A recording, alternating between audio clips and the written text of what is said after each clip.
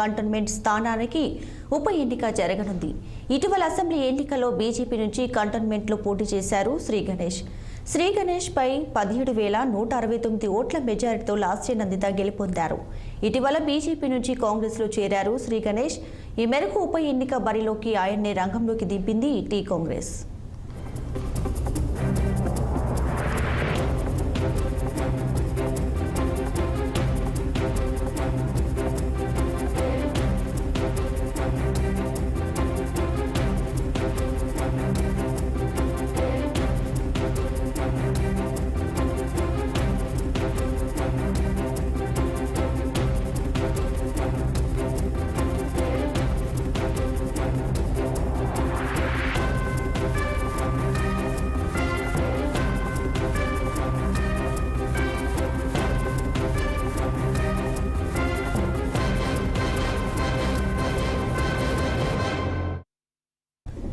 Cantonment Congress అభ్యర్థిగా నారాయణ శ్రీ గణేష్ పేరును ప్రకటించారు. ఈ మేరకు ఏఐసీసీ అధికారికంగా ప్రకటించింది.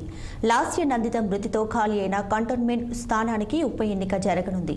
ఇటీవల అసెంబ్లీ ఎన్నికల్లో బీజేపీ నుంచి కంటోన్మెంట్లో పోటీ చేశారు శ్రీ గణేష్. అయితే శ్రీ గణేష్ పై 17,169 ఓట్ల మెజారిటీతో లాస్య నందిత గెలుపొందారు.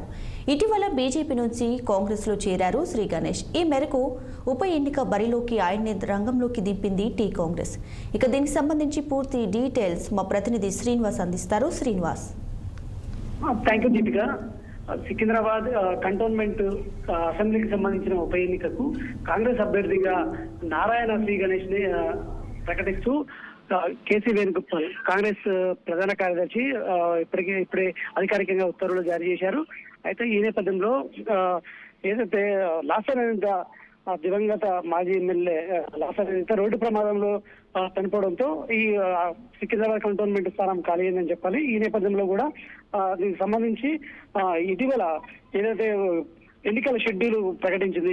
పార్లమెంట్ ఎన్నికలతో పాటు కూడా ఇటు తెలంగాణలో ఏదైతే ఈ బై ఎలక్షన్లకు సంబంధించిన ఎన్నికలకు సంబంధించిన షెడ్యూల్ కూడా విడుదల చేసిన నేపథ్యంలో కూడా కంటోన్మెంట్ ను కూడా ఎన్నికలు జరపాలని కూడా ఎలక్షన్ కమిషన్ ఇప్పుడు నిర్ణయించింది. ఈ నేపథ్యంలో కూడా ఏదైతే ఎన్నికల షెడ్యూల్ విడుదల చేసిన నేపథ్యంలో కంటోన్మెంట్ కి సంబంధించి కాంగ్రెస్ అభ్యర్థిగా నారాయణ శ్రీ గణేష్ ని ప్రకటించింది. అయితే నారాయణ శ్రీ గణేష్ గత అసెంబ్లీ ఎన్నికల్లో కూడా ఆ బీజేపీ అభ్యర్థిగా పోటీ చేసి ఏదైతే లాస్య నందితపై స్వల్ప మెజార్టీతో ఓడిపోవడం జరిగింది. ఈ నేపథ్యంలో కూడా అప్పటి నుండి శ్రీ గణేష్ బీజేపీకి దూరంగా ఉంటూ వస్తున్నారు.